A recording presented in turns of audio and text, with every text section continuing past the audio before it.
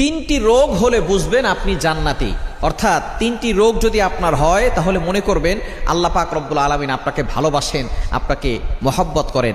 যাদেরকে আল্লাহ তাআলা ভালোবাসেন, মহব্বত করেন, তাদেরকে আল্লাহ তাআলা বিভিন্নভাবে পরীক্ষা করেন।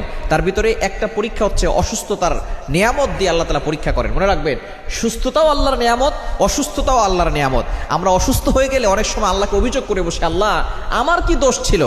কত মানুষ সুদ খায়, ঘুষ খায়, তার কোনো সমস্যা হয় না, আল্লাহ তুমি শুধু আমাকে দেখো, খবরদার এরকম অভিযোগ করবেন না।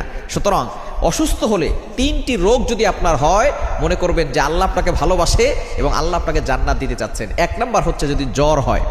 জ্বর ঠান্ডা আমাদের অনেকেরই হয়।